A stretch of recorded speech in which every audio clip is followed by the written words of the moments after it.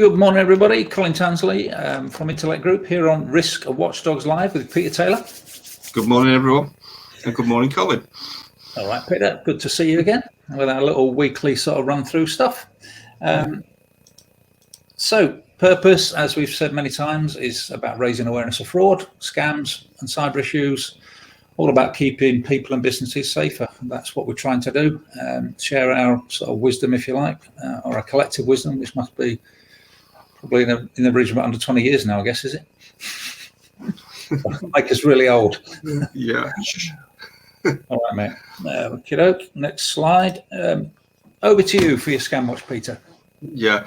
This week I wanted to just talk a little bit about getting to the truth and how important the truth is certainly within fraud investigations and cyber investigations, but also in life, really. And I was basically looking at the affirmation. And there's an important point here, because this has come from, like hundreds of years of law and has developed over time.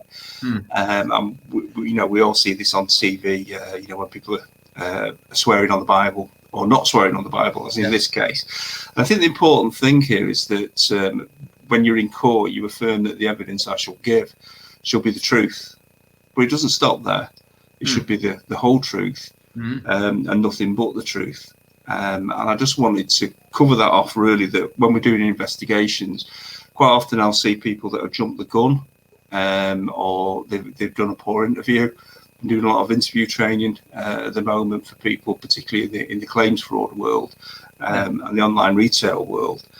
And one of the things that a lot of people perhaps don't realise is that we think of lies being a lie. So, a straightforward, what we professionals call active lying.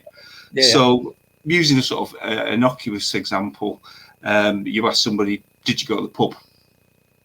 And if they say no, but they did, then that would be what most people would class as a lie. But the reality is that people are more likely to passive lie.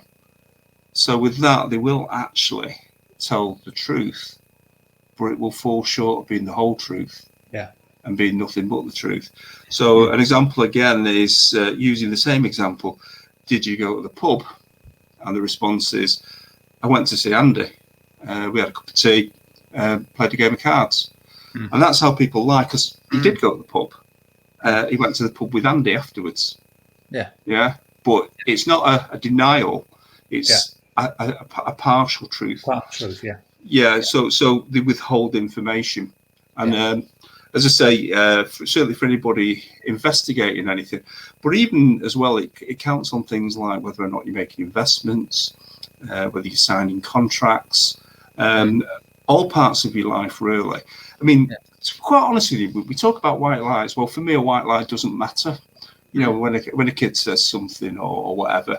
And obviously, again, having sort of been trained in deceptive behaviour, I spot people lying all the time, but it doesn't really matter most of the time. It's not important. But it is when it can be forensic, as in off the court. And that obviously would include crime, where we've got a burden of proof beyond reasonable doubt. But it would also apply to civil courts as well, the balance of probabilities, where it's more likely than not that somebody is lying or committing fraud. And this applies to contracts, insurance, business, banking, domestic courts, and everybody else. So I think what I would say, we talk a lot about critical thinking, and I think one way of actually approaching it, another way of approaching it, is to think forensically. If this was to go to court, have I been open and honest? Have I been forthright? Have I asked the right questions? And as I say, the last thing I would say is the key for good investigations and good life experience is asking the right questions. No, absolutely. Get into the that's all I wanted to say this week. Really. No, it makes a lot of sense. Paul makes a very valid point there. The politician's art of words. What do you think of this? I heard this statement. It's a long time ago. It's always stuck with me, and it sort of occasionally sort of floats to the surface. But there is no truth, only perspective. I suppose there is. I remember actually having a friendly argument with a colleague, and he insisted that he was telling the truth. And I said to him, it's actually Mike. I mentioned his name now. There's a guy called Mike. A lot of respect for him, and highly ethical. And I said, but it's your truth. Yeah. As in, yeah, that's how you see it. So it's become the truth, but for other people, it isn't the truth. Exactly. It isn't important stuff. Yeah. And we actually, I mean, we agreed to differ, I think. But and I think. Yeah, you see this a lot on social media, don't you, at the minute? People squabbling over stuff, and it's just sometimes it's worth getting into it. Yeah, well, I've certainly seen a notable change in it since spin became totally acceptable in politics. The spin doctors back in sort of the 90s, and it's just gone mad now. It's the same in America, isn't it? Where you tell a partial truth as though it is the whole truth. Yeah. It doesn't help anybody. No, and you picked up on my post yesterday, actually, which I suppose speaks to what you just said in a way. That I was doing a piece of due diligence for a client, and it's a little while ago. It's not the first time this has happened. You go online, you're tasked to find information for due diligence. You report it, and then, can you remove that because I don't like it? Well, no, I can't, because this is about being truthful. It's for you, that particular risk. I'm not going to remove it because it's there in black and white, and the regulator can quite easily go and find it themselves. And how's that going to put me? How's my reputation going to be after that? Yeah. Do that. Your professional indemnity insurer wouldn't be delighted, would they? Exactly. Yeah. That's really good. That. Yeah. Okay. Thank you for that. So I'm just going to go through some bits from the Cyber Bites earlier in the week. The Saudi Aramco data breach is quite an interesting one, this, because initially on the face of it, it looks like it's your traditional ransomware, but it's not quite. It's more like a traditional blackmail. Basically, they appear to have, and I'm working off a number of sort of different media stories, a spear phishing attack on a third party.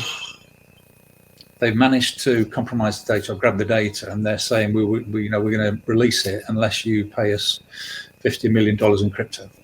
So it's not quite locking down, but it's still a ransom, isn't it? I suppose the difference is the data's not been locked down. They've got it, and or they've got a copy of it. But apparently, it affected 30,000 workstations in the oil and gas industry. So that's sort of critical infrastructure attack, isn't it? Yeah, you can see this sort of thing ramping up, very, very easily. I think, and the claim. I was reading a piece from one of the Arab news stations saying that this was a coordinated attack involving several nations, hackers, not nation state. I don't think that's a criminal. Yeah.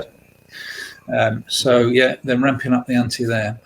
So it sounds like a team to put together. The Cybermen was doing it already. They put a heist team together. Yeah.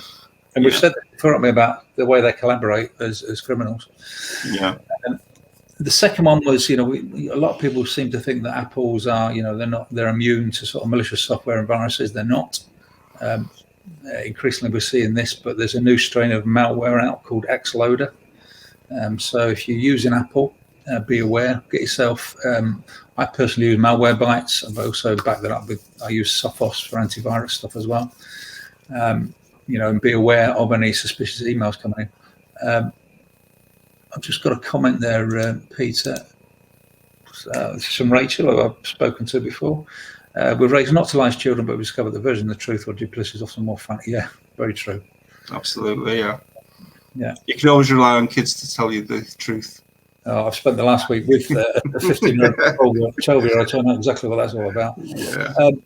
And then the last one, MOD security incidents. So this, I don't know if this was a freedom of information request, but between 2019 and 20, there were something in the region about 546 security incidents in the MOD. Security stroke data breaches. Now, everybody always thinks about this stuff as cyber, and they're not all, because there's a lot of these relate to devices and laptops being left on things like trains or in public places. This rubbish, sensitive material not being disposed of properly. And I go back to the time when I was in the forces years ago, and we sort of taught about shredding material because of where we worked. We're also told that the the Russians would put together these strips of paper, sort of put them back together again, and that's why they introduced cross-plane shredders. So moved on a bit, but then there was also mention there about social media posts, and this is highly relevant to all businesses. You know, your employees putting stuff on social media, does it compromise anything about you, your reputation, your business, your data, all that sort of stuff? And you know, during the IRIS risk assessment, we often talk about, you know, have you got a social media policy? You'd be surprised, not many people do. Yeah. So that's it for this week. Anything else, Peter? No, I think we covered it. Yeah, we're on just over 10 minutes again, which is good. So just a reminder to everybody, we do risk assessments. We have fraud risk assessments. Peter specialises in that. We do the cyber, anti-money laundering, technology risk. It's all available on IRIS. We offer training both collectively and individually in a variety of things. And we're always available for consultancy. So thank you for listening. We will be publishing this it's gone live across LinkedIn and Facebook, but it'll be available on other channels as well very soon. Okay, thanks very much, Peter. Thank you. And as you say, be careful out there. I missed my cue.